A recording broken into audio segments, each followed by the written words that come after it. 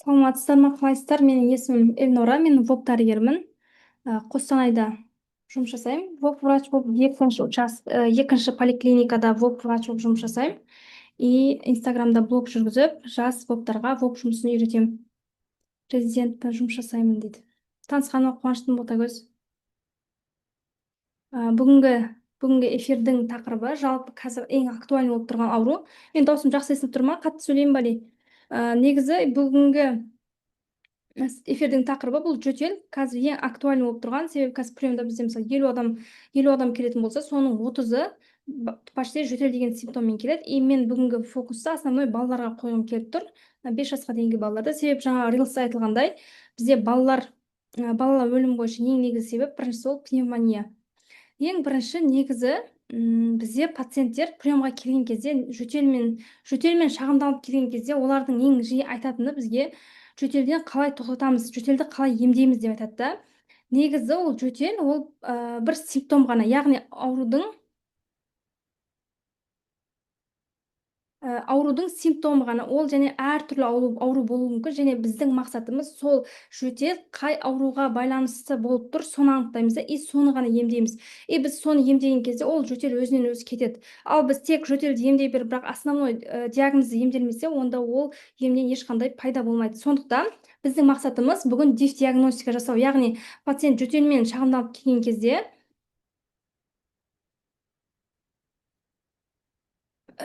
пациент бала жөтелмен шағымданып келген кезде біз қалай бір-бірінен ажыратамыз, сол туралы айтатын боламын. Жалпы ең бірінші біз жөтелді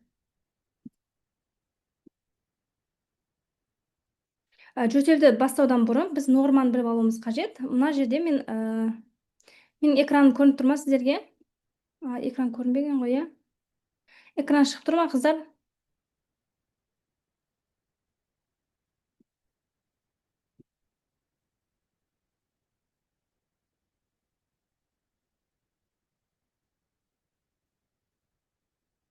Жазып жіберсеңіздер уже бастаймыз сосын. Бронхтың суреті шығып тұр ма экранда?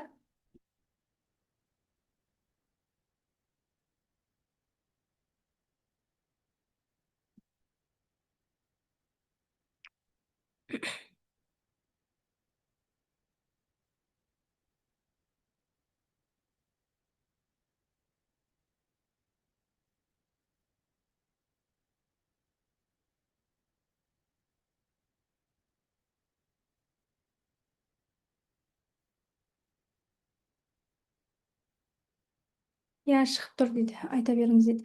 Онда бастай берем. Негізі мынау анатомиясын көрсетілген. Бұл жерде бронхтың, иә, тыныс жолдары бізде жоғары тыныс жолдары және төменгі тыныс жолдары болып жіктеледі да. Жоғары тыныс жолдарына мынау мұрын, ауа өтетін жолдың барлығын айтамыз. Ал төменгі тыныс жолына бізде альвеола мен мынау бифуркация бар ғой, содан кейінгі төменгі бронхтардың барлығы төменгі тыныс жолдарына жатады. Енді ОРВИ дегеніміз бұл, мысалы жоғары тыныс жолдары зақымдалған кезде оны біз ОРВИ деп айтамыз. Ал уже төменгі бөліктер зақымдалған кезде мына жерде бронхит және пневмония деп айтылады. Яғни ОРВИ деген есте сақтаймыз, тек жоғары тыныс жолдары ғана зақымдалған кезде айтамыз. Енді нормада осы қалай бөледі? Мына жерде мына трахея, одан кейін ол ауа осы жол арқылы келеді да, и мына жерде бифуркация деген бар. Оң және сол бронхқа жіктеледі. И осы жерде жіктелгеннен кейін мына бронх негізгі бронхтар деп айтылады. Мына жерде трахея, одан кейін мынау главный бронхтарда, бұлар оң және солға жіктеледі. Ол главный бронхтар мына жерге келген кезде бұл бронхтық ағаш деп айтылады да негізі. Ол основной бронхтар, одан кейін средний бронхтарға жіктеледі. Но средний бронхтарға, одан кейін средний бронхтар келген тағы майда бронхтарға, и майда бронхтар дальше жіктеледі бізді бронхиолаға. Мына жерде қарасаңыздар, мынау трахея, мына жерде бифуркация, оң және соңға жіктелген, и мына главный бронх мына жерде средний бронхқа жіктеледі. Средний бронх мына жерде майда бронхқа, и майда бронхтар бронхиолаларға. Мына жерде майда болып тұрғандар уже бұлар бронхиола деп айтылады. Неге біз бұны білуіміз маңызды? Себебі мен қазір ауруларды айтқан кезде бронхиолит бұл бронхиоланың зақымдалуы, обструктивный бронхит болған кезде майда бронхтар зақымдалады деген кезде сіздер уже сразу қай жерде воспаление болып жатқанын білуіңіз қажет. Және барлығында қай жерде қандай воспаление болса, барлығының өзіне сай ерекшелігі болады. Сол үшін біз ең басында анатомияны білуіміз маңызды. Одан кейін енді физиологиясына келетін болсақ, и мына жерде альвеола болады. Альвеолалар, мына жерде бронхиола бар ғой, майда майда. И сол бронхиолалардан кейін дальше бізде альвеолаларға жалғасады. Мына жерде уже альвеола. Мына бронхиоланың жалғасы болып келген да, и мынау осындай альвеолаларға жалғасады. И біз өкпе деп айтамыз ғой, сол өкпе дегеніміз именно осы альвеолалардың жиынтығы. Яғни өкпе тіні деп айтып жатқан кезде, мысалы пневмонияда өкпе зақымдалады деп айтамыз ғой, сонда сол альвеола зақымдалып тұр. Ал бронхит деп айтқан кезде мына бронхтар зақымдалып тұр. Ал трахеит деп айтқан кезде мына трахея зақымдалып тұр да. И сол аурудың атауы сол қай жерде анатомиялық құрылым патология болып жатыр, сол жерде айтамыз. Енді физиологиясына келетін болсақ, негізі тыныс жолдарының экранға кім сызды, қыздар вообще мынаны мешат етіп жатыр ше. Сондай бар екен ғой, иә, экранға сызу деген. Қалай өшіретін? Жалпы былай, негізі тыныс, осы бронхтардың, осы мұрын барлығының функциясы ол тыныс алу, иә. Тыныс алған кезде біз оттегі жұтып, көмірқышқыл газын шығарамыз, және ол қалай болады? Мұрыннан ауа келеді, и мына жолдар арқылы келеді да, и мына жерде альвеолаға қарай келеді. Альвеоланың ішіне ауа түскен кезде, мына альвеолардың сыртында жаңағы артериоламен не қылған. Мына жерде бар ма суретте? Вот, мына жерде қан тамырларымен қоршалған болып тұр, иә. Мына жерде қарасаңыздар, ақ және көк болып тұр. Мынау қызыл болып тұрғандар бұлар артериола, ал мына көк болып тұрғандар венула деп айтылады да. Артериоланың функциясы мынау ішінде кислородқа қаныққан қанда, ал мына жерде көмірқышқыл газы келген қан. Енді мына жерде мысалы адам тыныс алған кезде оттегі кіреді ғой, иә, и альвеоланың ішіне оттегі келген кезде сол оттегі, сол кислород мынау альвеоланың қабырғасы арқылы мына артериолаға қарай өтеді. Қызыл қан тамырға өтеді да, и ол барып полный жүрекке барады, и организмде жаңа кислород тасымалданады. Ал енді адам тыныс шығарған кездегі келетін не бар ғой, көмірқышқыл газы, сол мына венула арқылы келеді да, мына венула арқылы келді да, и мына альвеоланың қабығы арқылы мына жаққа өтеді да, и сол альвеоланың ішінен жаңа көмірқышқыл газ сыртқа шығып кетеді. Яғни мынаның негізгі функциясы, альвеоланың негізгі функциясы ол газ алмасуға қатысады. Ал бронхтардың функциясы, ол бронхтар сол сырттағы ауаны альвеолаға дейін жеткізіп береді. Ал мұрынның функциясы сол сырттан келіп жатқан ауа бар ғой, сол ауаны жылытып, мына тыныс жолдарын тітіркендірмейтіндей етіп жылытып, және ол жерде бактерия артықшылар болса, соны мынау кірпікшелер ұстап қалады.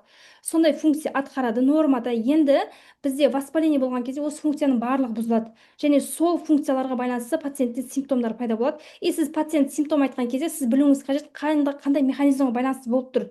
Сіз сол кезде ғана қай механизмді басуым қажет және қандай лечение беруім қажет, сол түсінікті болады. Енді дальше физиологиясын айттым. Енді дальше бізде тағы бір функция бар, мукоцилярный клиренс деген.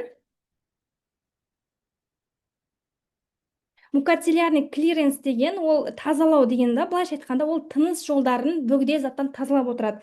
Яғни біз үнемі сырттан ауа алып отырған кезде біз ол ауаның құрамында әртүрлі инфекциялар, шаң, тозаң, одан кейін ана шерсть нелер болады ғой, мысалы ит, жаңағы мысық, солардың несінен ұшқан пыл, сондайлардың барлығы ауамен бірге кірген кезде олар мынау альвеолаға дейін жетпеуі қажет. Сол үшін тыныс жолдары барлығы оны ұстап отырады. Мысалы біз демалған кезде егер ауаның құрамында шаң, тозаң болса, ол тыныс жолдарына түскен кезде мынау бронхтарға барып тұрады да, и бронхтардың ішкі қабырғасында кірпікшелер болады. Сол кірпікшелер үнемі былай жұмыс жасайды, мына төменнен жоғары қарай жұмыс жасау, әрекет жасап отырады да. Олардың функциясы мынау бронхқа түскен кез келген затты сыртқа шығарып тастайды. Ол шаң, тозаң болуы мүмкін, ол мокрота болуы мүмкін да, любой зат болса да тазалап отыру керек болады. Енді сол мукоцилярный клиренсті атқаратын нені біз кірпікшелі эпителий деп айтамыз. Бұны түсіну үшін бізде гистологияны білу қажет. Мына жерде вот мына кірпікшелер көрініп тұр, и мына жерде вирус, бактерия, соның барлығы, мына жерде мынау жасыл болып тұрған, сары болып тұрған, бұл мокрота. Соның барлығын, олардың функциясы, олар сыртқа қарай шығарып отырады.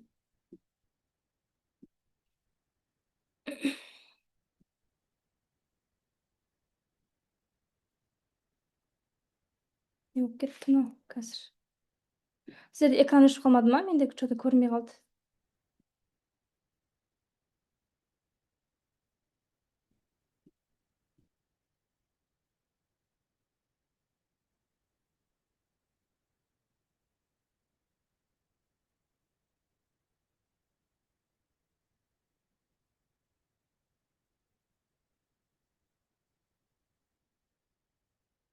Экран көрініп тұр ма, қыздар? Өшіп қалды ма әлде экран? Менде что-то қап-қара болып кетті экран.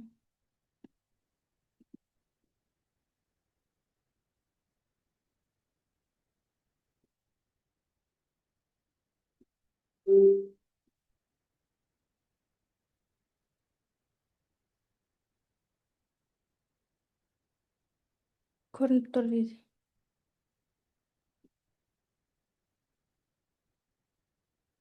Онда қазір жалғастыра беремін.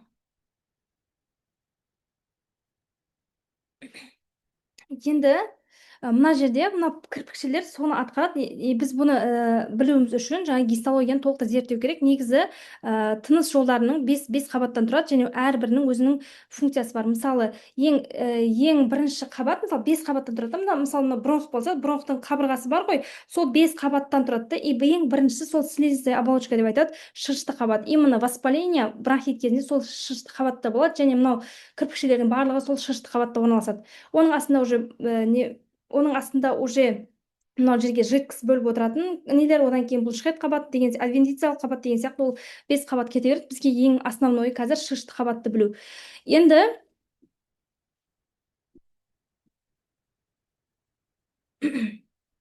Енді основной тақырыпты бастаймыз. Бұл бірінші мен норманы қысқаша айтып өттім. Енді основной тақырыпты бастаймыз. Жөтелдің ең негізгі себептерінің бірі, бірінші бұл ОРВИ. ОРВИ мен жалпы балалар жылына 10-12 ретке дейін ауырады, бұл норма болып есептеледі. Одан кейін сұрақтарыңыз болса, қойып отырсаңыздар болады сразу. Себебі бұл өте ауқымды тақырыпта, мен бүгін тек основной ғана, именно жөтел кезінде жөтелді ажыратуды ғана айтқым келіп тұр. Енді жалпы ОРВИ дегеніміз, ол жаңа бағана айтқандай, ең басында айтқандай, жоғары тыныс жолдарының қабынуын айтамыз. Ол жерде мысалы қабынуы мүмкін, ол жерде мұрын, жұтқыншақ, көмей, трахея, бронхтар, лимфа бездер, аденоид, бадамша бездері, солардың барлығы кез келген біреуі қабынуы мүмкін, және бұл қабынған кезде именно вирусты инфекцияға байланысты болады. Және неге біз ОРВИ деп айтамыз? Себебі біріншіден ОРВИ деген остро респираторный вирусный инфекция. Остро деген ол бірден басталады. Екіншісі респираторлы деген именно тыныс жолдарын зақымдайтын инфекциялар, ал вирус деген именно вирус шақырғаннан кейін байланысты осылай айтамыз. Бұл жерде біздің неге біз мысалы аденовирус, грипп, парагрипп деген сияқты жеке-жеке бөлмейміз? Себебі барлығының белгілері бірдей жүреді, симптомдар бірдей жүреді, және олардың лечениясы да бірдей жүреді. Сол үшін бізде ешқандай смысл жоқ та оны қандай инфекция тудырып тұр деп. Себебі ол барлық инфекция жаңағы жоғары тыныс жолдарын зақымдайды. Мысалы, егер жеке айтатын болсақ, мұрынды қабындаса ол ринит деп айтамыз, бадамша безі қабынса тонзиллит, тамақ мынау жұтқыншақ қабынса фарингит, одан кейін көмей қабынса ларингит, бронх қабынса бронхит деп айтады. Мына жоғарғы бронхтар бар ғой, баға основной бронхтар, трахеядан кейін олардың қабынуы тоже ОРВИ-ға жатады. Енді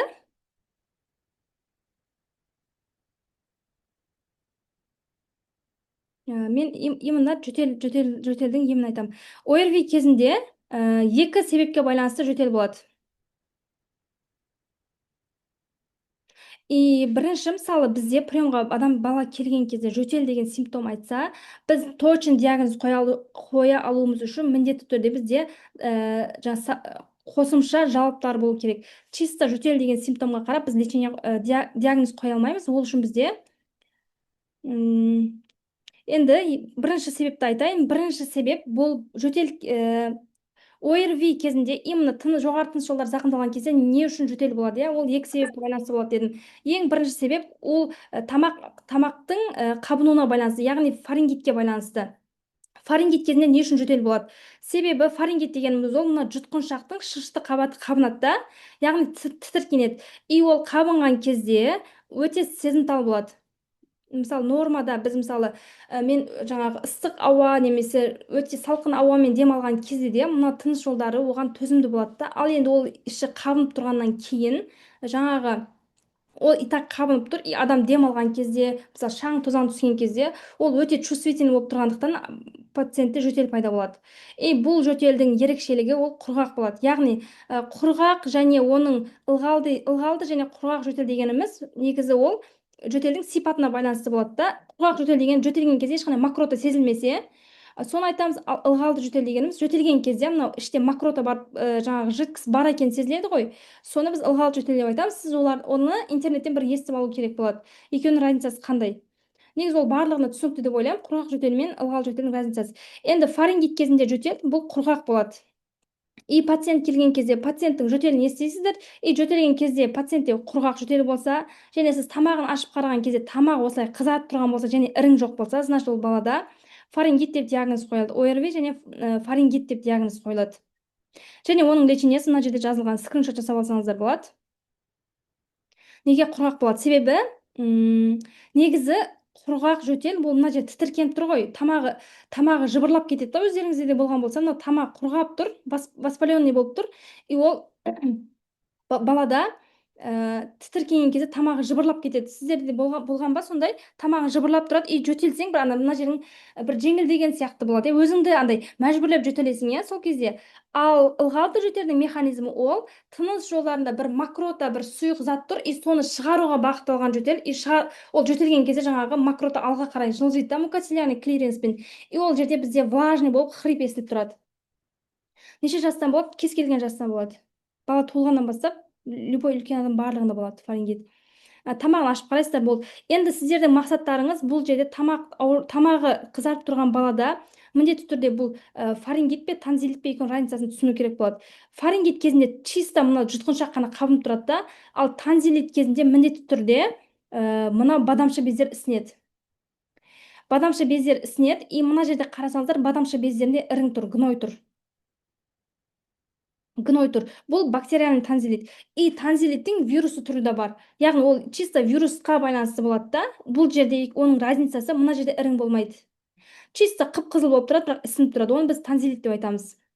Егер ол жерде ірің жоқ, тек қызарып тұрса, онда чисто сол ОРВИ-дің лечениесі, мына лечение кете береді барлығына бірдей. Сіздердің негізгі мақсаттарыңыз тамағын ашып қараған кезде балада мына жерде ірің бар ма, и мына бадамша бездер ісініп тұр ма, жоқ па, соған қарайсыз. Егер чисто осылай қызарып тұрған болса, балаға фарингит деп диагноз қойып, мына лечение беріледі. Слизис болмайды, құрғақ болып тұрады, тамағы жыбырлап тұрады ғой, тамағың құрғап кетеді, сондай. Функциясын дұрыс атқармай тұр да, сол үшін өте сезімтал болып тұрады. Енді бұл фарингитке байланысты болатын жөтел. Одан кейін ОРВИ кезінде екінші жөтелдің себебі бұл постназальный затек деп айтылады. Постназальный затектің қазір несін көрсетемін.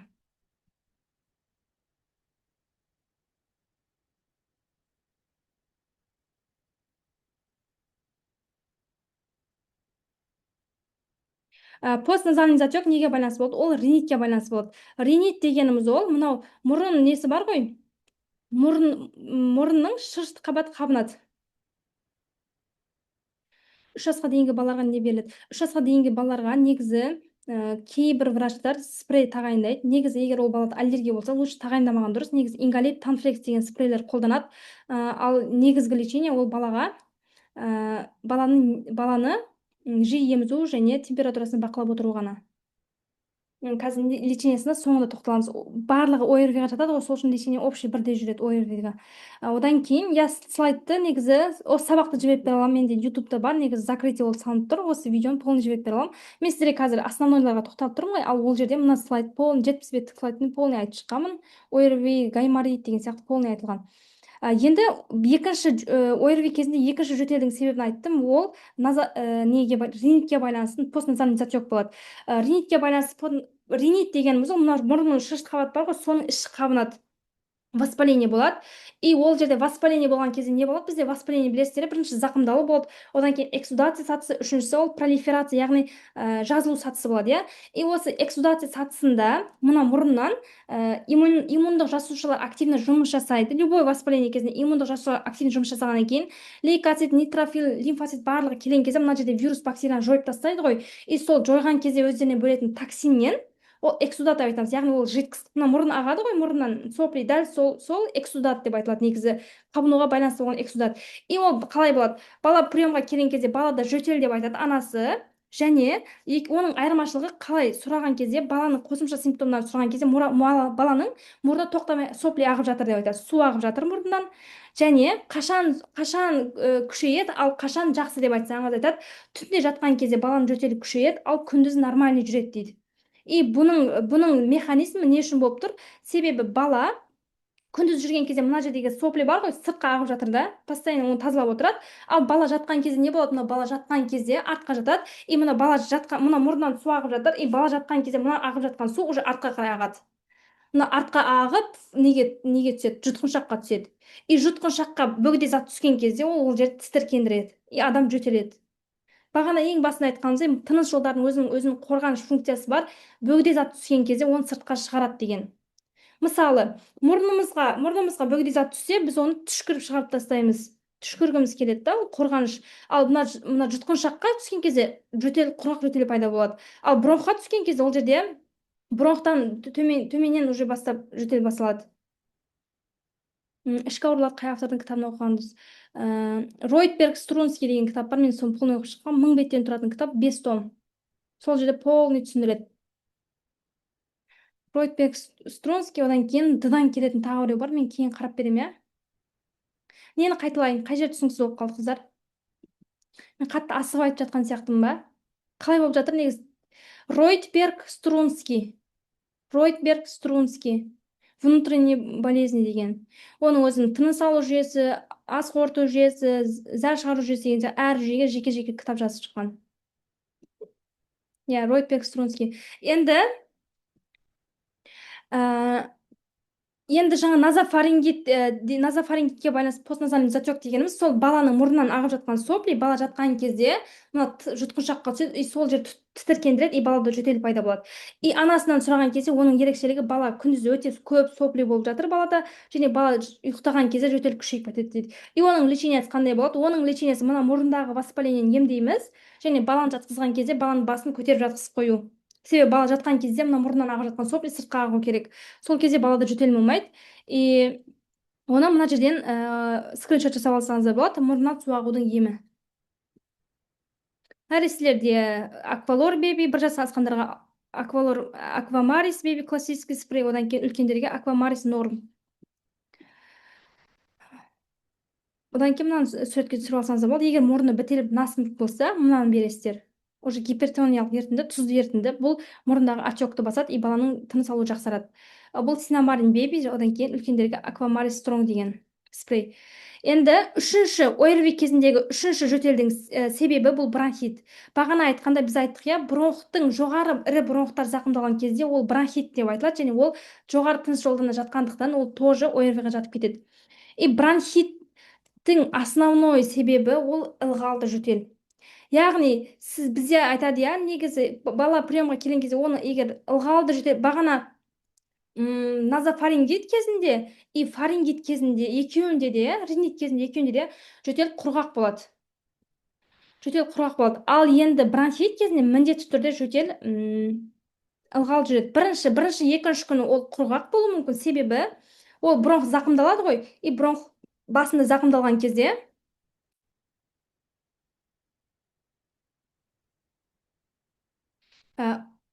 бронх басында енді зақымдалған кезде ол жерде құрғақ жөтел болады бронхит кезінде, ал одан кейін уже эксудация сатысында ол жерде эксудат мокрота жиналғаннан кейін ылғалды болады. Қазір оны көрсетіп өтемін. Вот мына жерде қойылған екен ғой, вот суретті қарасаңыздар, ОРВИ кезінде жөтел дейді да, фарингит и постназальный затек. Мына жерде қарасаңыздар, мына баланың тамақ ашқан кезде дәл мына белгіні көресіздер. Мына мұрындағы сопли бар ғой, соның маңқаның мына тыныс жолынан түсіп жатқан белгісі, көрдіңіз ба? И осы мына түскен кезде тамағын жыбырлатады. Жөтел пайда болды. И мына жерде фото тоже, мына жерде мысалы, мына мұрнына воспаленный болып тұр, мұрын, и мына ағып мына жерге түсіп жатыр, и тітіркендіреді. Яғни бұл жерде ешқандай муколитик, жаңа амбро деген сироптар бермейміз, себебі мына баланың бронхтары таза. И патология тек мына жерде ғана болып тұр. И біз мына жерде емдегенде ол жөтел жазылады. Яғни ол бронхты емдеу үшін жаңа муколитик ешқандай препарат керек емес, даже антибиотик керек емес. Одан кейін үшінші себебі бұл бронхитке байланысты болады дедім, иә. И бронхит дегеніміз ол не? Бронхит мынау бронхтардың шырышты қабатының зақымдалуы. Мынау норма, ал мына жер уже патология. Патология кезінде бағана айтылғандай қабынудың 3 этапы өтеді. Біріншісі зақымдалу, мына зақымдалып тұрып қызарып тұр, иә. Екіншісі ол эксудация. Эксудация сатысында бағана айтқандай иммун клеткалар келіп мына вирустарды жояды да, и соларды жойғаннан кейін солардың қалдығы ретінде мокрота пайда болады. И макрота пайда болса не болады бізде? Бағана ең басында айтқандай, мына мукоцилярный клиренс мына жерде макрота тұрғандықтан оны тыныс жолдарында бөгде зат деп қабылдап, оны сыртқа шығаруға әрекет жасайды. И сондықтан мына мукоцилярный клиренс активно жұмыс жасайды, и пациентте жөтел пайда болады. Получается, жөтел бұл организмнің қорғаныш функциясы. Мына жерге бөгде зат түсті, соны сыртқа шығарып тастауға бағытталған функцияны біз жөтел деп айтамыз. Түсінікті ғой, иә? Сондықтан пациентте жөтел пайда болады. Оның негізгі лечениесі қалай болады? 90% жағдайда бронхиттің негізгі себебі ол неге байланысты? Вирустарға байланысты болады. Сондықтан ешқандай антибиотик керек емес. Лечение баланың үй температурасы 18-22 болу керек. Себебі үйдің температурасы өте ыстық болса, мына бала тыныс алған кезде тынысы тітіркендіреді. Одан кейін ылғалдылық 50-60% болу керек. Себебі тыныс жолдары и так қабынып тұрған кезде ол жерге өте құрғақ ауа түссе, ол жерде құрғап кетеді. Мысалы, бізде ауа, мысалы, өте құрғақ ауамен дем алсақ, үй өте ыстық болса, тамағымыз құрғап кетеді ғой. Дәл сол сияқты бронхтарда құрғап кетеді, және ол жөтел пайда болады ол жерде. Жөтелді күшейтіп жібереді. Одан кейін антибиотиктер керек емес, және балаға өте көп сұйықтық ішкіземіз. Сұйықтық көп ішкізген кезде не болады? Сұйықтық көп ішкізген кезде біріншіден иммунитет активно жұмыс жасайды, одан кейін балада температура болған кезде балада сусыздану болады, сусыздануды алдын аламыз. Одан кейін үшіншісі, мына жерде жиналған макрота, мына сұйықтық көп ішкен кезде ол сұйылады. И сұйылғаннан кейін оның шығуы оңай болады. Егер макрота өте тұтқыр, құрғақ болса, бала сұйықтық мүлдем ішмесе, мына макрота өте жабысқақ болады, и анаға жабысып қалады. Любой бір жабысқақ затты алсаңыздар, ол өте жабысқақ болып тұрады. Егер оған су құйсаң, ол сұйылғаннан кейін оның ағып шығуы оңай болады, иә? Дәл сол сияқты баланың жаңағы макротасы оңай шығу үшін жылы су көп ішкізу керек. Одан кейін мынау бұрынғы айттық қой біз, мына жерге макрота жабысып жиналып қалды деп, и осы жабысып жиналып қалған макротаны шығаратын дәрі бар. Бізде оны біз муколитиктер деп айтамыз да. Муколитик препараттар, олардың функциясы амбраксол деген препараттарда, и оны біз ішкен кезде амбробененің функциясы ол мынау жабысқақ болып тұрған макротаны сұйық формаға айналдырып береді. И қалай ойлайсыздар, жабысып тұрған аз макротаға оны сұйылтқан кезде оның объемы наоборот күшейіп кетеді, дұрыс па? Ол аз болып тұрған макрота өте көбейіп кетеді, себебі оған су қосылды. Былайша грубо айтқан кезде мына құрғақ болып тұр, и мынаған су келіп құйылды, и анау объемный болды да. И бұл жерде біз айтқандай мукоцилярный клиренс бөгде зат болған кезде оны сыртқа шығару үшін жөтел тудырады деп айттық қой, иә? Ал енді мына жердегі макротаға біз дәрі қоссақ, амбробене, и ананың объем үлкен болған соң, бұл жерде наоборот жөтел өте күшейіп кетеді. Осы түсінікті болды ма? Яғни біз муколитик, амбробене деген препараттар берген кезде баланың жөтелін баспайды, олар наоборот жөтелді күшейтіп жібереді. Осы түсінікті болды ма, қыздар? Одан кейін жалғастырамыз. Бронхит пен пневмония кезінде аускультация айтамын, иә. Қыздар, осы жерге дейін түсінікті болды ма? Муколитиктерді берген кезде неге жөтел күшейіп кетеді, наоборот басудың орнына? Иә, дейді. Ал онда ол жөтелді күшейтіп жіберетін болса, біз онда неге муколитиктерді береміз, иә? Оның логический сұрақ. Біздің мақсатымыз бұл жерде былай ғой. Меніңше негізі үлкен тақырыпты бір сағатқа сыйдырамын десем, осылай асығып кетемін ше. Негізі оны асықпай айтатын аурулар ғой бұлар. Қолымнан келгенше айтайын, егер қиын болып кетсе қиындатып жіберіңіз деп жазыңыздар. Негізі біз муколитик жөтелді наоборот күшейтіп жіберетін болса, біз неге оны береміз, иә, амбробене? Енді бұл жерде былай. Жөтел пациентте не үшін болып тұр? Басына қайтамыз. Жөтел пациентте мына жерде мукоцилярный клиренс активно жұмыс жасап жатқан үшін болып жатыр. Лазалван болмайды ингаляцияға. Лазалван тоже муколитикке жатады, қазір айтам. Енді ингаляцияны қазір айтам, мен қашан істейміз. Мен айтып жатқан кездерде үшеуінде де ингаляция керек емес. Қазір мен үш ауруды айттым. Назофарингит, фарингит, бронхит, үшеуінде де керек емес ингаляция. Енді мына макрота мына жерде бар, и мукоцилярный клиренс оны тазалау үшін жөтел тудырып жатыр да. Яғни жөтел бір функция ғой, былай деп жинап аламыз да, күшімізбен қатты жөтелеміз, иә. И соны специальный миыңыз специальный сигнал беріп әдейі жасап жатыр да. Себебі сіз былай қатты жөтелген кезде ана макрота шығып кетеді да. Сол үшін жасап жатыр. Енді біздің мақсатымыз не? Біздің мақсатымыз мына жердегі макротаның барлығын шығарып тастау. И сол макрота шығарып тастаған кезде ғана жөтел басылады.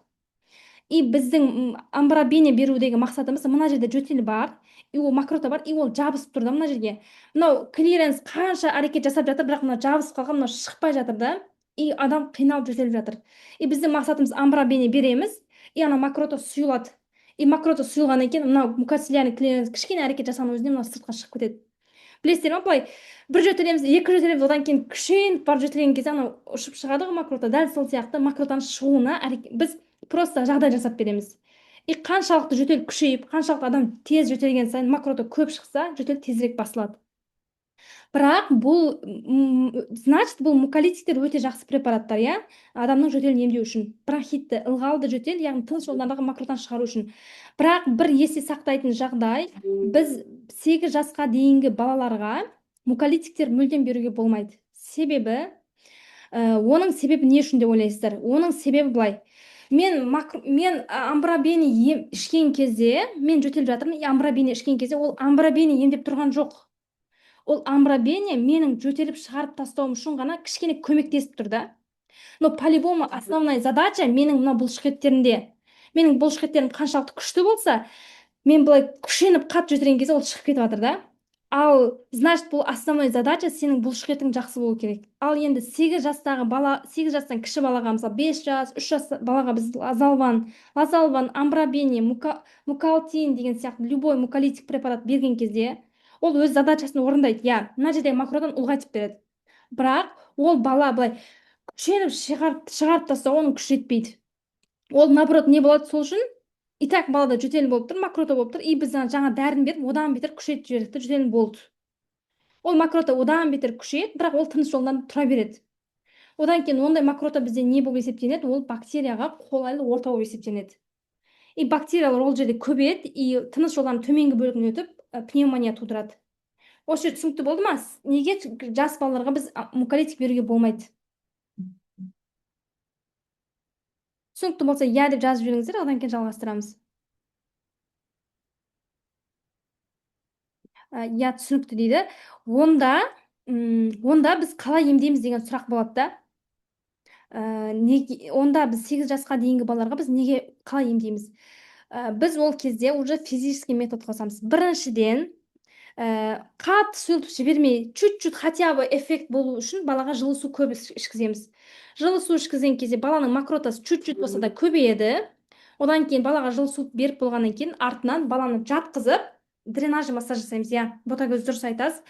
Дренажный массаждың патогенезі қандай механизмі? Мына баланың денесі, мына жерде, негізі кукла керек екен. Мына жерде бала, и мына баланың бронхы. И мына бронх болып тұрса, мынаның бронхының ішінде жабысып тұр мокрота. И мен не істеймін, мына баланың артына ұрған кезде ана жабысып тұрған нәрсе түседі. Біз ана бір ыдыстың ішіне бірдеңе жабысып қалса, бала ұрған кезде түседі ғой ішінен. Дәл сол сияқты ана жабысып тұрған мокрота былай түседі да. И бала наоборот күшейіп жөтеліп кетеді. И сіз оны ана ұрып тұрасыз, одан кейін мокрота барлығы мына жерге дейін келеді да, баланың мына жеріне келеді, и көбінесе балалар оны жұтып жібереді. Ол зиян емес, бала жұтып жібереді или құсып шығарады. Негізі мен ондай мастер емеспін массаждың, бірақ интернетке кіріп дренажный массаж десеңіздер, балада прям мокротаның шығып жатқанын көрсетеді. Значит, біз баланы қалай емдейміз? Баланың жылы су ішкіземіз және дренажный массаж береміз. Және бұл жерде ең негізгі основной нәрсе, мен тек жөтелді емдеуді айтып тұрмын да, бірақ ол жөтелді тудырып тұрған нәрсе пневмония болуы мүмкін и бронхит болуы мүмкін. Бронхит болса антибиотик бермейміз, пневмония болса антибиотик міндетті түрде береміз. И қазір мен бронхит пен пневмонияның разницасын түсіндірем. Осы деген түсінікті ғой, иә? Одан кейін бізде тағы бір жөтелдің түрі бар, ол көмейдің зақымдалуы. Көмей деген мына жердегі біздің дауысымызды шығарып тұратын дауыс байламдарда, и осының зақымдалу кезінде балада жөтел пайда болады. И бұл жөтелдің басқа жөтелден айырмашылығы ол лающий болады. Дауыс андай жуан болып кетеді. Байқайсыздар ма? Біреу сөйлеген кезде ауырған кезде дауысы жуандап кетеді, и одан кейін қарлығып жөтеледі. Қазір жазып алыңыздар дәптерге, лающий кашель деп, и қазір интернеттен жазып көрсеңіздер, прям естисіздер, ол лающий болады. Мен өмірімде бір рет қана естідім, 2 рет естідім, өзім баламда болды, и оны бір рет естіген соң қайтып ұмытпайсыздар. И ол кезде не болып жатыр? Ол кезде мына дауыс шығатын байлам ісініп жабылып қалды. И мына жабылып қалғаннан кейін адамның дауысы шықпай қалады. мүлдем шықпай қалады или өте қиын шығады. Бұл кезде біз қандай лечение береміз? Бұның основной лечениесі бұл мына отекті басу, ісінуді басу. Яғни сіз бұл жерде муколитик берудің вообще смысл жоқ, иә? Муколитик берсең бұл мокротаға байланысты болып тұр ғой, бұл отекқа байланысты болып тұр. И даже беродуал берудің де эффект жоқ. Жаңа бір қыз жазыпты маған, мен жаңа комментария жазыпты да, менде беродуал беріп жатырмын, бірақ эффект бермей жатыр деп. Беродуал ол бронхтарды кеңейтетін препарат. Ал бізде мына жерде бронх тарылып тұрған жоқ, бізде мына жерде мына көмей жер ісініп тұр. И ол ісінуді отекті қайтаратын препарат бізде пульмикорд, иә. Пульмикордты 1 грамм бересіздер. Негізі пульмикордтың 2 түрлі дозасы болады. 0,25, одан кейін 0,5. 0,25 берсеңіздер 4-тен сразу құяды, 0,5 берсеңіздер 2-ін құяды. И ешқандай физрасуаға араластырмайды, сразу не жасайды. 3 күн бойы жасайды, 3 күнде ол отек қайтуы керек. И бұл үрмелі лающий кашель, бұл тоже ОРВИ-ға жатады. Күніне 1 рет қана береді. Одан кейін температурасын түсіреді, болды. Басқа ешқандай дәрі керек емес. И білесіздер, иә, ингаляция жасаған кезде пульмикордтың бір побочный эффекті ауызда андай дерматит пайда болады, контактный дерматит. Сол үшін балаға не жасағаннан кейін міндетті түрде сразу жуып тастау керек. Пульмикордтың дозасы 1 грамм. 0,5 болса 2-ін құяды сразу. Мына жерде көрсете салайын.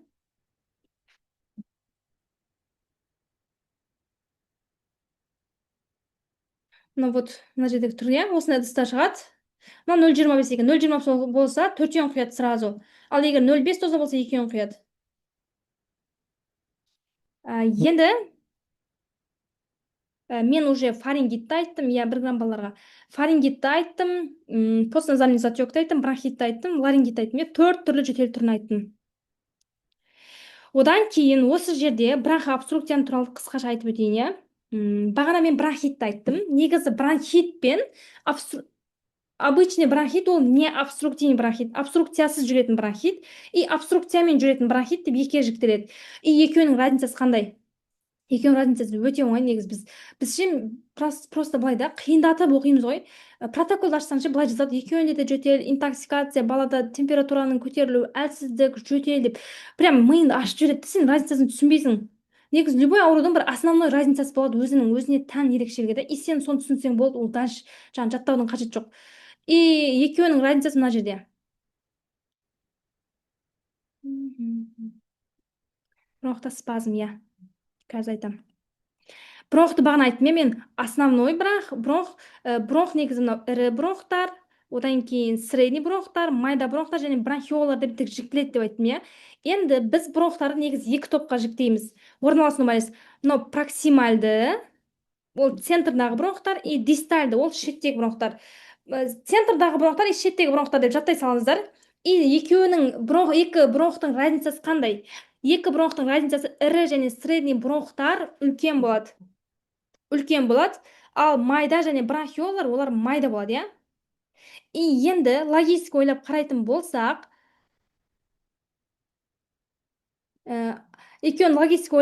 болсақ, мына бронх бізде воспаление деген не? Воспалениеде любой время отек болады, иә. Мысалы, мына тамағымыз, қазір аускультацияның соңында айтамын, иә, қыздар. Мен қазір пока механизм айтып жатырмын да. Бір-біріне разницасы, одан кейін уже аускультация айтатын боламын. Мынау бізде любой жерде воспаление болған кезде ол ісініп кетеді. Мысалы, тамағымыз ауырған кезде тамағымыз ісініп кетеді. Мұрнымыз воспаление болған кезде мұрнымыз бітеліп ісініп кетеді. Дәл сол сияқты бронхтарда қабыну болған кезде бронхтың іші ісініп кетеді. И бронхтың іші ісініп кеткен кезде мынау ірі бронх и так іші ісінсе де мына жерде орын қалады ғой ауа өтуге. И средний бронх тоже іші ісінсе де оның ішінде ауа өтетін орын қалады. Ал енді мынау и так майда бронх және өте майда бронхтар іші ісінсе, мына іші бітеліп қалады. Почти өте тар болып кетеді да. И сол үшін оны біз обструкция деп айтамыз. Яғни не обструктивный бронхит дегеніміз ол центрдағы ірі бронхтардың қабынуы, ал обструктивный бронхит дегеніміз мына ірі бронхтармен қоса майда бронхтардың да зақымдалуын айтамыз. Осы түсінікті болды ма? Яғни ол жерде разница майда бронхтарда қосылып зақымдалады обструктивный бронхитті. И майда бронхтарды зақымдалғаннан кейін оның іші тарылып қалады. Осы түсінікті ма? Бір жауап беріп жүрсеңіздер.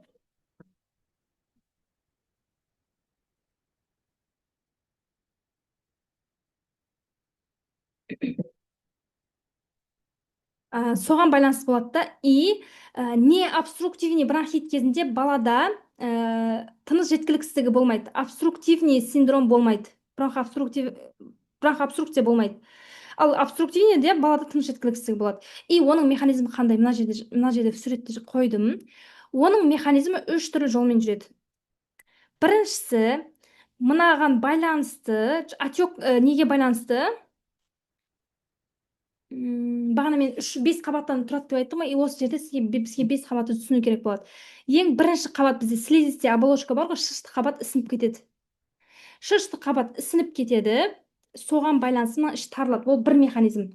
Екінші механизм, мына жерде эксудация сатысында, яғни воспалениеға байланысты ол жерден сұйықтық бөлінеді, және ол и так мына тарылып тұрған жерге ішіне су құйып жіберсең, одан да тарылады ғой, иә? Мына ішінде ауа жүру керек, бірақ мынаның ішіне жидкость жиналып қалды. И одан бетер тарылды. И үшінші механизм, мынау сырттағы бұлшық еттер, мына воспаление байланысты спазм болады.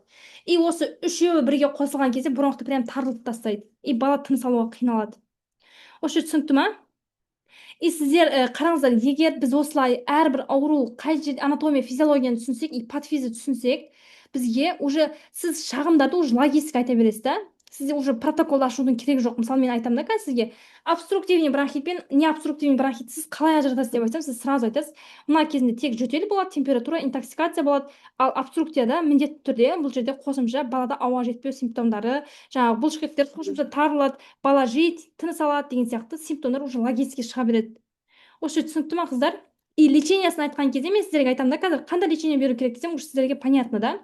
Давайте жазып көрейік, егер түсінікті болған болса, сіз мына жағдайда біз қандай лечение беретін едік. Хотя бы механизмін айтайық, қандай механизм, қандай әсер ететін дәрілер. Пульмикорд дейді, отекті басу үшін, иә, ол негізгі спазм снимать ету үшін біз бұл жерде беридуал береміз. Беридуал жақсы эффект береді, себебі мынау беридуал бронходилататор болып есептелінеді, бронхтарды кеңейтетін препарат. Одан кейін біз макротан шығаруымыз керек болады, иә?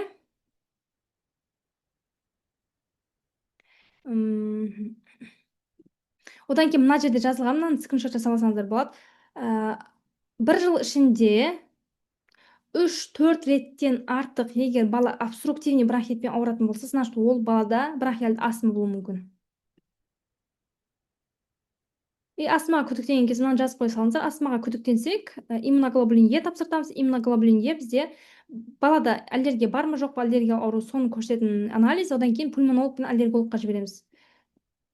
Одан кейін бронхиальды астма кезінде міндетті түрде пульмикорд препарат тағайындалады, ол ұзақ уақытқа нелер береді. Пульмонологтар береді, аллергологтар.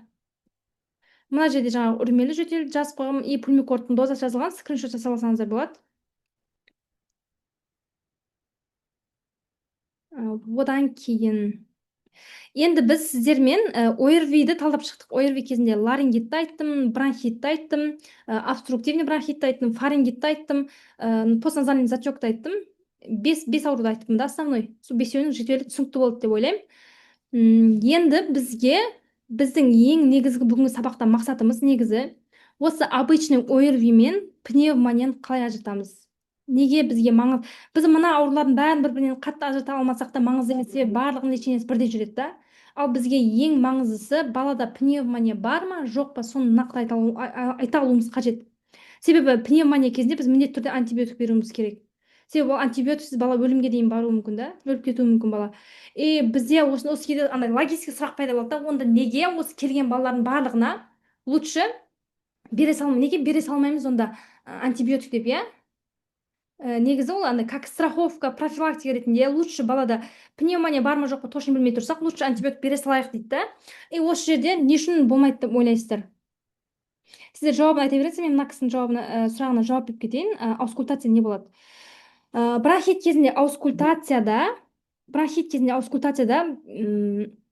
енді зақымдалу болып, жаңа іші қызарып не болып тұрады, воспаление болып тұрған кезде не күшейеді? Тыныс алу, өкпе дауысы күшейеді. Ал екіншісі ол ылғалды жөтел болса, егер ол жерде мокрота жиналып болса, онда көпіршікті сырылдар естіледі.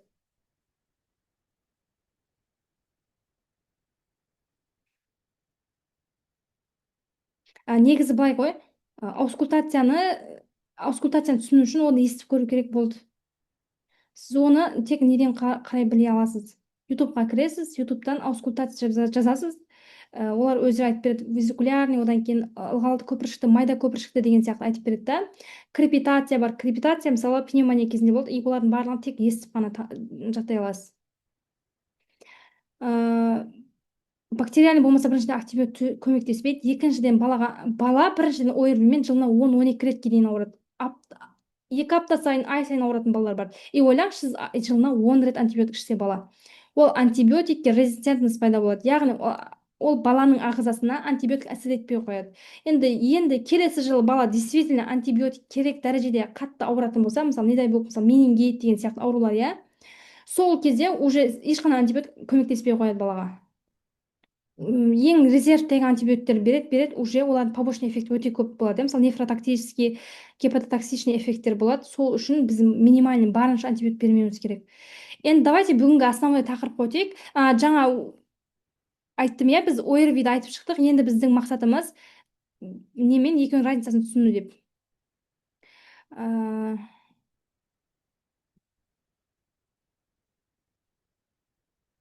Длительный сухой кашельдің причинасы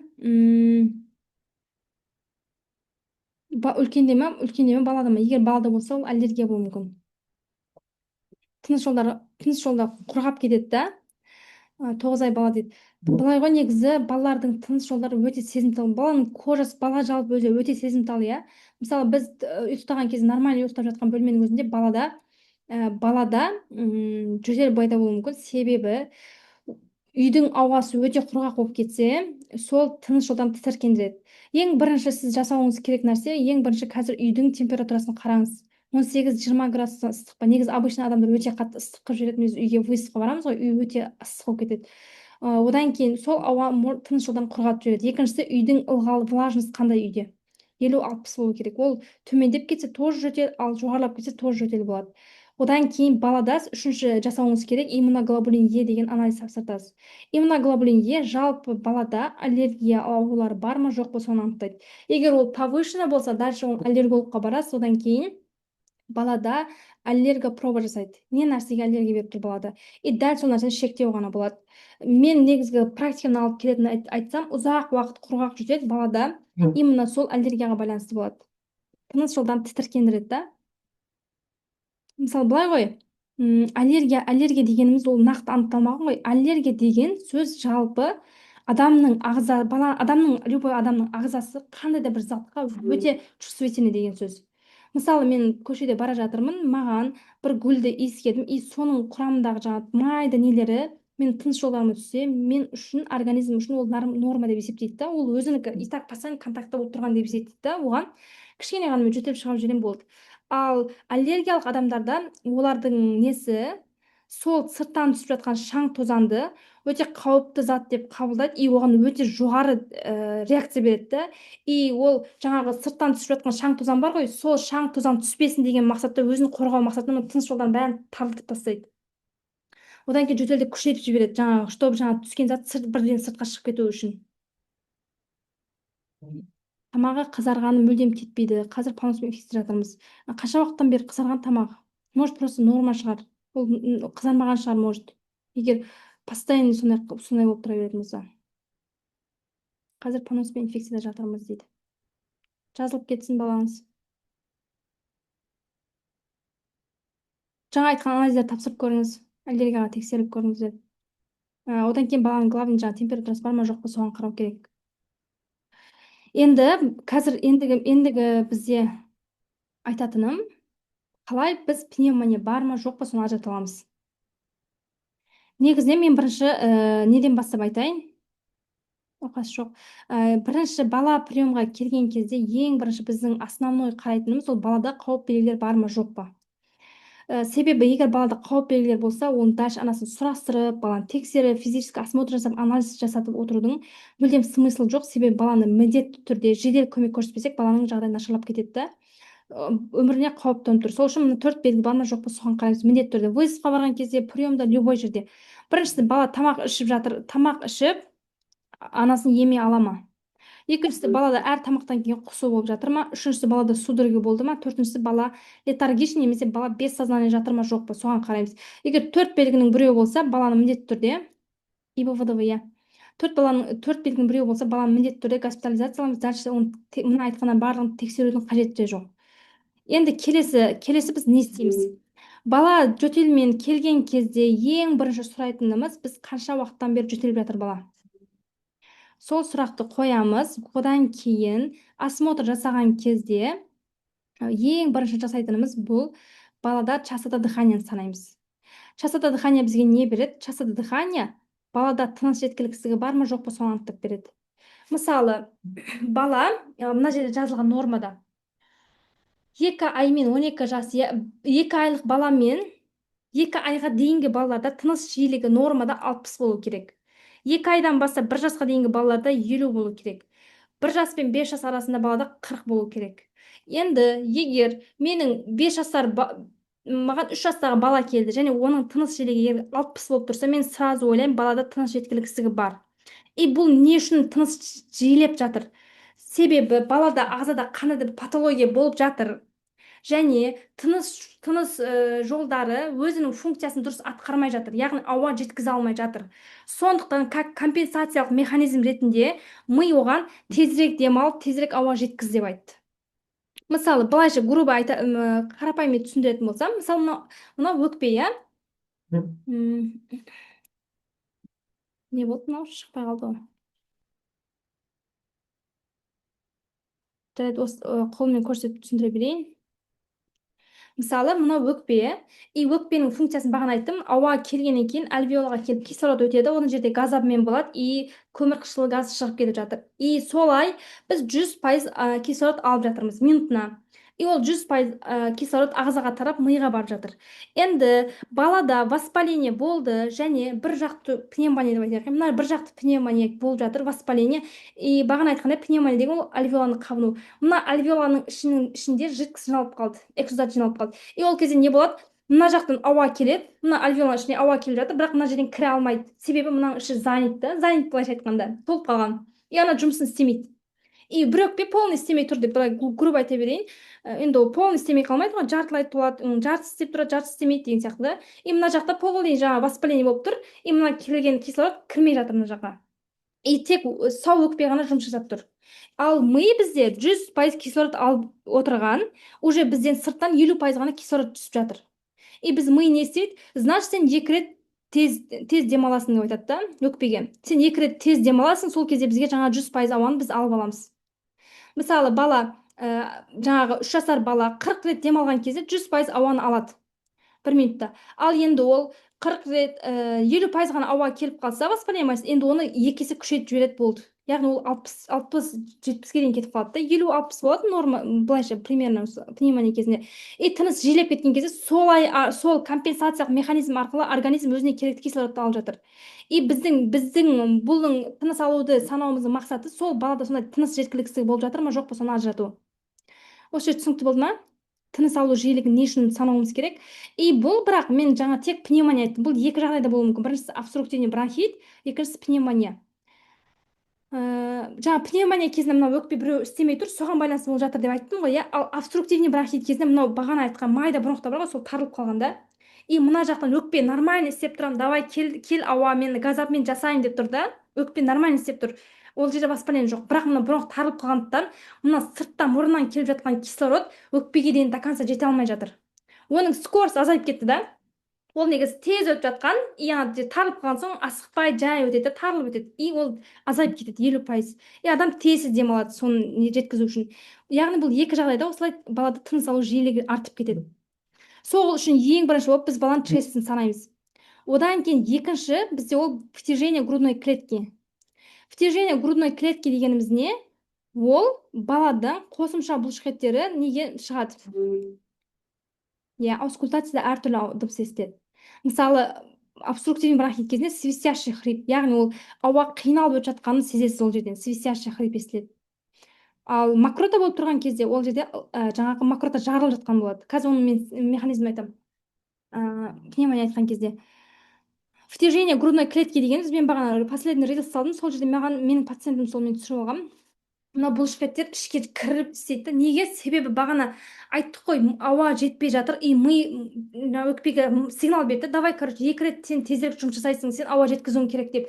И не істейді? Ол өкпе и так өзі жай асықпай жұмыс жасап жатыр, и мына жақтан қосымша бұлшықеттер тезірек жаңа өкпені жұмыс жасатады да, чтобы ауа көбірек болу үшін. И оны біз втяжение грудной клетки деп айтамыз. Одан кейін үшіншісі ол стридор бар ма жоқ па? Стридор деген ана шулы тыныс алу. Оны интернеттен бір естіп алыңыздар. Одан кейін балада осмотрительное дыхание бар ма жоқ па, соны қараймыз. Осмотрительное дыхание дегеніміз ол баладағы жаңа свистящий хрип. Бала демалған кезде ауа жетпей демалады. Қазір стридор, осмотрительное дыхание, одан кейін лающий кашель, сол үшеуін жазып алыңыздар да естіп көріңіздер. Естіген кезде сіздердің есіңізде қалады. И при этом мынаны тексерген кезде міндетті түрде бала спокойный болу керек. Егер сіздің приемға келген балада просто фарингит болып тұр да, или ринит болып тұр, бірақ сіз ана баланы қорқытып алдыңыз да, короче, жақындадыңыз, жаңа өкпесін тыңдаймын дедіңіз, и бала қорқып кетті да, и жылап жатыр да ол бала. Ол любой жылаған баланың частота дыханиесі артып кетеді. Мысалы, любой үлкен адамның өзі жылаған кезде біз ентігіп кетеміз ғой, иә, тиесі демалып ше, ана беріліп жылаған кезде, дәл сол сияқты балалар да жылаған кезде ауа жетпей кетеді, и ол норма. Сол үшін мына белгілердің барлығы бала спокойный болып тұрған кезде болу керек.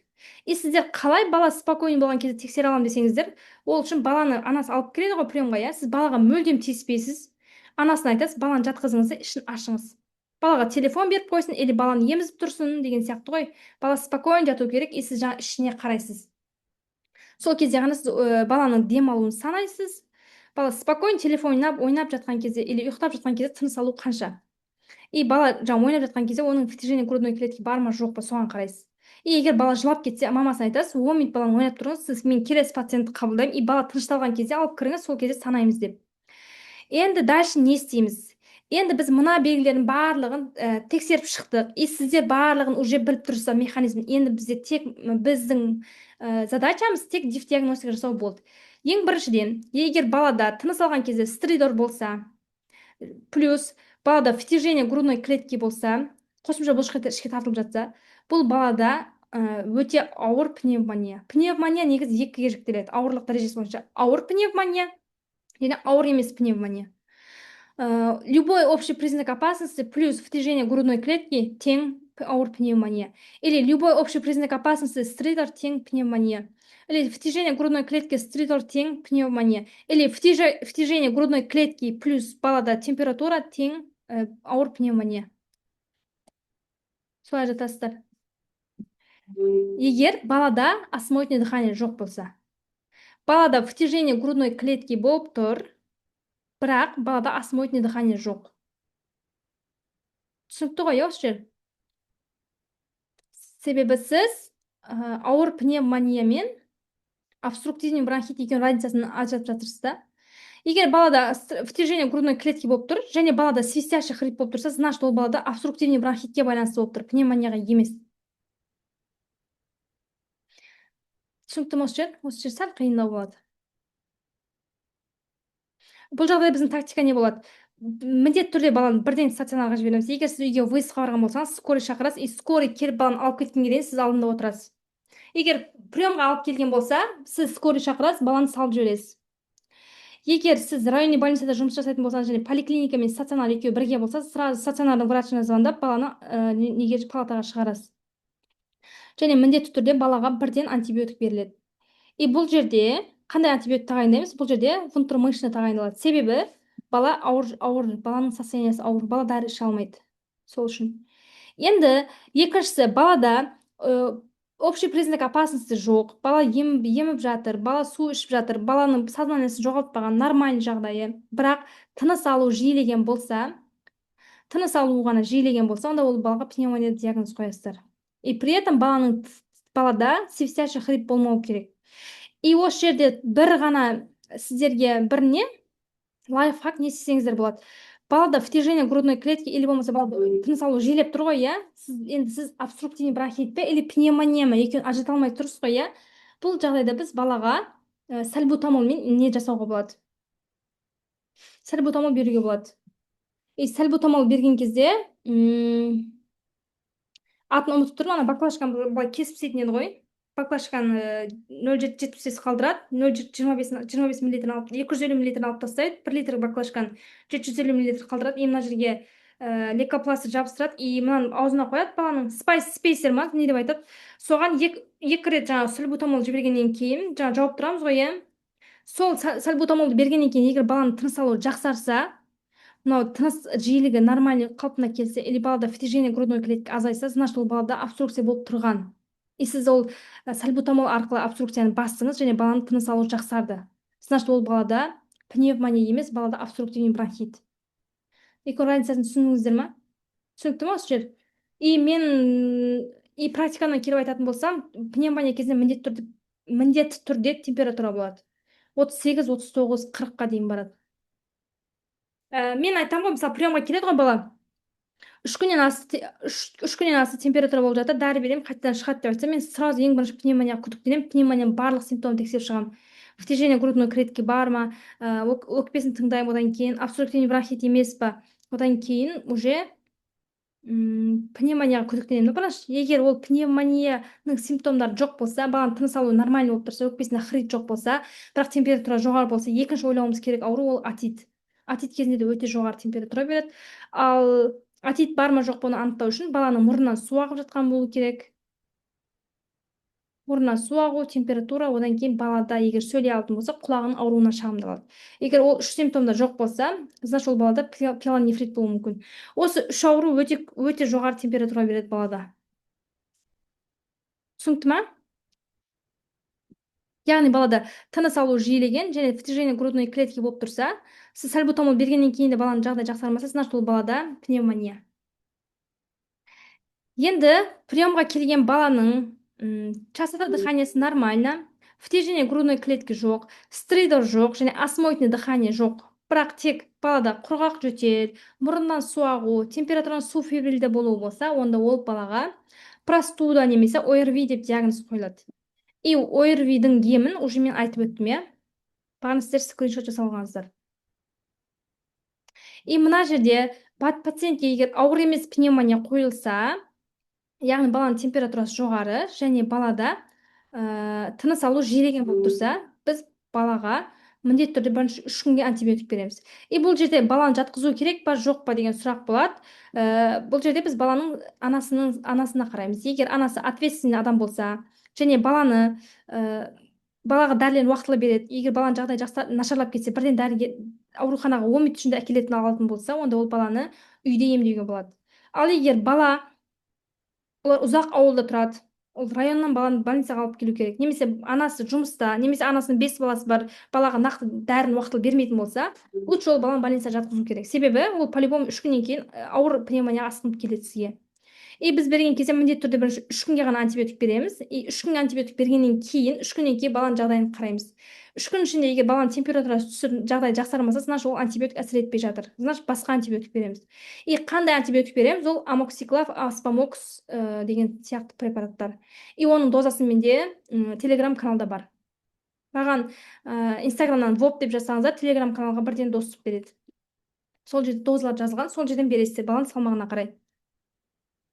Түсінікті болды ма, қыздар? Қалай ажыратамыз? Обструктивный бронхит, екеуі, жаңа втяжение грудной клетки, тыныс алудың жиілеуі, екеуінде де обструкция болады деп айттым, тыныс алу қиындайды деп айттым. Екеуінің разницасы тек балада егер сіз осмотрный дыхание болып тұрса, және балаға сіз сальбутамол бергеннен кейін оның жағдайы жақсармаса, значит ол балада пневмония деген сөз. Егер сіз сальбутамол бергеннен кейін жағдай жақсарса, тыныс алу, значит ол балада обструктивный бронхит болып тұр. И бұл жерде біз тек балаға бередуал назначить етеміз. Бередуал бересіз, одан кейін температураны түсіретін препараттар береміз, болды.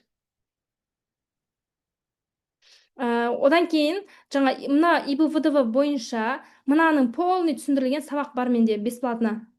Оны алу үшін тоже менің инстаграмыма кіріп ВОП деп жазсаңыздар, мен сіздерге жіберіп берем. Балада жөтелдің дифдиагностикасы деген сабақта полный айтылған.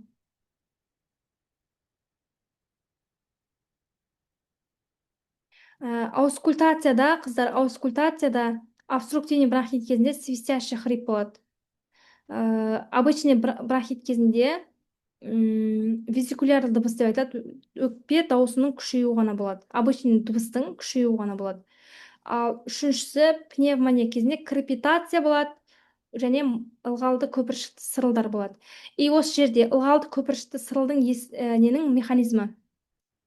Взрослый разбор бола ма дейді тоже. Я болады, просто бүгінгі уақыт созылып кетті. Давайте келесі апта жасайық, иә. Егер сіздерге ұнаған болса, жалғастырамыз десеңіздер, келесі апта өтейік соны. Келесі апта ол жерде біз бронхиальды астма, одан кейін хобл, созылмалы бронхит деген үш ауруды талдайтын боламыз. Үлкендерде именно. Үлкендерде негізі хобл, астма солар жиі болады, иә. Енді одан кейін үлкен адамдарда обструктивный бронхит болмайды көбінесе. Неге? Себебі ол адам үлкен болған соң, жаңағы размері да үлкен ғой бронх, и ол қанша қабынса да ол тарылмайды іші. Нормально болып тұра береді оларға. Сол үшін обструктивный бронхит балаларда болады. Түсінікті ғой, иә? Осы жерде жаңағы ылғалды көпіршікті сырылдар қайдан шығады, иә? Соны айтып өтейін.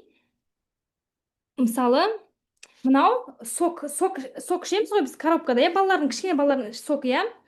Мына сок коробкасын альвеола деп алайық, иә? Ал мына сок коробкасына тығылып тұрған трубочка, ол біздің бронх. Бронх арқылы ауа келді, альвеолаға құяды, иә? Енді менің аузым сырттан келіп, мұрным, иә? Мысалы, мен деп ауа үрлесем мынаның ішіне, мынай сырттан біз деп демалған кезде бронхтың ішінен ауа келіп альвеолаға құяды ғой, түседі ғой. Дәл сол сияқты біз мына трубкаға үрлесек, деп үрлесек, мынаның ішінде егер бос болса, ол альвеола чисто болу керек қой, іші нормада, иә? Оның іші тап-таза болса, оған ауа кіріп шыға береді, иә? Ешқандай дыбыс естілмейді, дұрыс па? Осы түсінікті ма? Деп үрлеймін, ешқандай дыбыс естілмейді, тек ол ауа өтіп жатқан дыбыс естіледі, оны визикуляр дыбыс деп айтамыз. Ал енді бізде альвеола қабынған және мынаның ішінде эксудат бар, жидкость бар, и біз не істейміз, оған сол ішінде тұрған ауа бар, и біз мына жақтан деп үрлесек не болады? Ана көпіршікте жарылады, иә? Кім жасап көрген солай? Балаларыңыз жасайды ғой, мысалы, деп үрлеген кезде мынаның ішінде қайнайды ана су, иә? Былай ішінде көпіршікте жарылады. Дәл сол ылғалды көпіршікті сырыл деген сол. Біздің де альвеоламыздың ішінде ауа жидкость тұр, эксудат тұр, и біз деп демалған кезде мына ауа өтеді, и ана түскен ауа мынаның ішінде жарылады. И содан ылғалды көпіршікті сырыл естіледі. Түсінікті ма, қыздар? Ылғалды көпіршікті сырылдар қалай естіледі? И дәл сол жаңағы сіз сокты үрлеп көріңіз, дәл сол естіледі өкпеде де. И негізі аускультация вообще қиын емес. Бір екі рет істесеңіздер, ол полный жаттап аласыздар. Свистящий хрип, тем более. Свистящий хрип любой бала да түсінеді оны.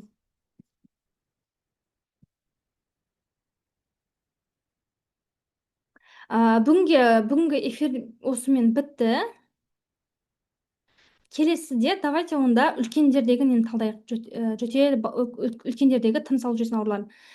Ол үшін маған андай энергообмен деп айтады ғой, иә? Сол үшін 30 жазып жүрсеңіздер общий чатқа, сол кезде андай басқалар да оқиды, басқалар да андай полезный болып жатқанын түсінеді, соған байланысты келесіде көбірек адам кіреді. И менде де эфир өткізуге мотивация болады да. Мысалы, қазір чатта бізде 500 адам бар, содан 7 ғана адам қатысты, мысалы. Бұл өте аз показатель да, сол үшін. Одан кейін мен осы жерде қысқаша сіздерге қай күн болады дейді. Келесі пятница өтейік, давай. Әр пятница сайын өтіп отырамыз бір сабақтан. Себебі мен басқа күндер мен өз курстағыларға да сабақ өтемін да. Осы жерде мен сіздерге қысқаша өзімнің веб курсына тіркелу ашылғанын ескертіп өтемін. Егер толық информация керек болса, егер маған чатқа жазсаңыз, жекеге шықсаңыздар болады. Сіздерге эфирге тіркелгендеріңіз үшін сіздерге жеңілдік бағамен берем. Ал негізі курс бағасы 250 мың теңге, білесіздер. Ал сіздерге скидкамен жасап берем. Себебі андай до конца кіріп, соңына дейін отырып не істегендеріңіз үшін толық информация берем. И бізде веб курсында осындай ауру бар ғой, қазір біз бір ауруды ғана талдап жөтел деген. И мен веб курсында 40-қа жақын аурудың барлығын осылай подробно айтып бергем. И бұл жерде айырмашылығы, мен бұл жерде өте асығып айттым. Ол жерде мен әр ауруға 2-3 сағат бойы тоқталамын. Ол жерде мысалы үлкен адамдардың артериальный гипертензия, бронхиальный астма деген сияқты барлығы болады. Менде нозология бойынша уже курс бар ғой, дайын курс бар. Қазір алам десеңіз, неге жазсаңыз болады, жекеме мен 40 аурудың нозологияны полный осылай талдап берген бар. И бұл эфирден оның айырмашылығы, ол жерде мен нақты дозалармен бергем дәрінің барлығын. Негізі курстың основной бағасы 250 мың теңге, бірақ бұл бір бөлімі, мысалы документация бөлімі 100 000 теңге тұрады, ал аурулар бөлімі 150 000 теңге тұрады. Бірақ сіздерге осы эфирге қатысқандарыңыз үшін мен ауруларды 40 аурудың емін 120 000 теңгеден берем. 24 айға рассрочка бар. 24 айға рассрочкамен алсаңыздар болады. И ешқандай процент қосылмайды. И сіздерге дайын ем дозасы кітапшасын берем. Ол жерде сол 40 аурудың барлығын дозасы жазылған. И мен мына жерде тек балаларды айттым, иә, ал ол жерде уже взрослый, детский, балалар үшеуі бірдей айтылады. И мен негізі көбісі ойлайды да, воптың жұмысын үйретеді деп. Негізі мен лечениені полный үйретемін да. И мына білімді барлығы білу керек, любой врач білу керек. Себебі 7 жыл оқыдың, и мысалы бізде мен резидентураға түсіп кеттім, мысалы гастроэнтерологпын, хирургпын деп айтады ғой, иә. Но сен 7 жыл оқығаннан кейін по-любому сен үйде балаң ауырған кезде емдей алуың керек та оны. Дұрыс па? Мысалы мамаңның давлениесі асса, оны түсіре алу керек. Сахар артып кетсе, оны түсіре алу керек. Туысың мысалы биохимия тапсырса, оны талдай алу керек деген сияқты да. И жаңа айтқым келгені, воп жұмысы негізі екі бөлімнен тұрады ғой. Біріншісі документация, ол жерде кмиз, приказ, документ. Ал екінші бөлім ол нозология. Нозологияның ішінде осы жаңа айтқан 40 ауру талданады. И мен нозология бөліміне міндетті түрде анализдер талдау деген сабақ қосып беремін. Үш сабақты. И сіздер жаңа туыстарыңыз ауырған кезде любой анализ талдап кете аласыздар. И осы эфирге қатысқандарыңыз үшін мен сіздерге бүгін егер жазсаңыздар, сіздерге скидка жасап бере аламын. Мысалы 120 000 теңгеден деп айттым. Жаңа 120 000-ны мысалы біз 24 айға бөлетін болсақ, айына 5 000 теңгеден ғана түседі екен. Назарларыңызға рахмет қыздар, өте қуанып қалдым. Мысалы басына кірген қыздар до конца отыр, барлығыңызға риза отырмын кәдімгідей. 7 қыз кірді, 7 қыз до конца отырды. Давайте енді келесі, егер қазір от души отзыв жазып жіберіңіздер, сабақ қалай болды, сіздерге ұнады ма жоқ па чатқа. И одан кейін келесі нелерде көбірек адам кіреді да. И көбірек адам кірген сайын мен көбірек өткім келеді деген сияқты. Мен неге платный жасаймын мысалы ше? Көбісі неге бесплатный ештеңе жоқ па сізде дейді. Себебі мен платный өтемін, мысалы ай сайын 30 врач оқытамын. И 30-да от души кіріп, жаңа сұрап, не істеген соң ана мотивация болады да саған. Ал мына 500 адамға сабақ өтсең, соның 5-еуі ғана кіріп отырса, обидно болады да, мен неғып қуып отырмын деген сияқты да. Сол үшін сіздер до конца кіріп 30 жазсаңыздар, мен келесі сабақта давайте онда взрослый тоже талдайық. Одан кейін дәл қазір маған инстаграмнан воп деген сөз жазсаңыздар, ORV деген жаңа мен слайд бар ғой, сол слайд бойынша 2 сағаттық сабақ және мына ИБВД бойынша 2 сағаттық сабақтың бесплатно беретін боламын. Дәл қазір үлгеріңіздер, иә, воп деп жазып. Мен неге түсіріп алайын, видеоға түсіріп алайын. Барлығыңызға рахмет, өте қуаныштымын. Сау болыңыздар. Я инстаға жазуларыңыз керек, себебі анда чат-бот бар да, автоматически жібереді. Жақсы, сау болыңыздар қыздар.